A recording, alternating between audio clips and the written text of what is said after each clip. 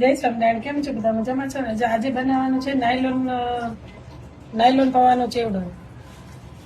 તમે ક્યારે બનાવ્યો છે? તો ચાલો શીખવાડું તમને. જેમાં પહેલા છે ને અને તપાઈ દેવાના તડકામાં ચાળીને સરસ. તો અમે તપાવી દીધા છે ને પછી એને શેકી લેવાના કોરા, તેલમાં નહીં દારૂ શેકી લેવાના મસ્ત. શેકાઈ જાય ને પછી વઘાર કરવાનો. સિમ્પલ. જો મિત્રા શેકાઈ ગયા છે ને આપણે સરસ. ખબર કેવી રીતે પડે ખબર છે? તમે એક પૌવા હાથમાં લઈ અને પછી આમ કરો ને એટલે કટ ઇઝીલી આમ કટ થઈ જાય. જો થઈ ગયા ને એટલે હવે શેકાઈ ગયા છે ને એવું સમજવાનું. પછી એને બંધ કરી દેવાનો ગેસ. તેલ ગરમ કરવા મૂકી દીધું છે ને તેલ ગરમ થાય ને ત્યાં સુધી આપણે જોઈ લઈએ કે આપણે કઈ કઈ વસ્તુઓ લીધી છે. જો સિંગદાણા છે, આમાં ફોતરાવાળા પણ લઈ શકાય. અને આ ટોપરાનું છીણ છે, કાજુ છે, આ સંચળ ને મરી પાવડર છે, અને વરિયાળી, તલ અને દ્રાક્ષ અને બદામ.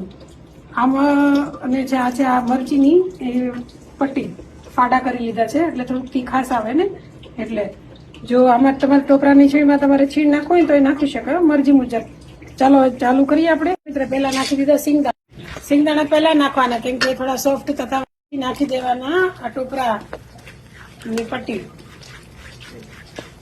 અને ટોપરાની પટ્ટી ન નાખવી ને તો છીણ પણ નાખી શકાય, મરજી છે તમારી, ઓપ્શનલ. હવે નાખી દેવાની બદામ. કાજુ છે ને છેલ્લે નાખવાના કેમ કે સોફ્ટ હોય ને બહુ, એટલે પહેલા નાખો ને તો બળી જાય. બસ માટે નાખી દીધા મરચા. આદુ આપણી પાસે લીમડો નથી, નાખી દઈશું તલ ને પછી નાખવાની વરિયાળી. જો વરિયાળીને છે ને થોડી અધકતરી ખાંડી લીધી છે એટલે સરસ પૌવા ઉપર ચોંટી જાય ને એટલે થોડીક જ હળદર નાખવાની છે, વધારે નથી નાખવાની. પછી હવે છેલ્લે પૌવા નાખવાના.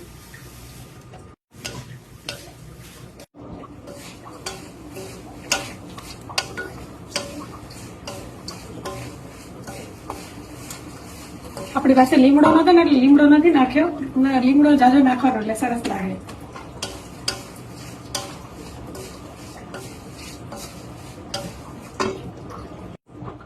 હવે નાખી દેવાનું સંચળ પાવડર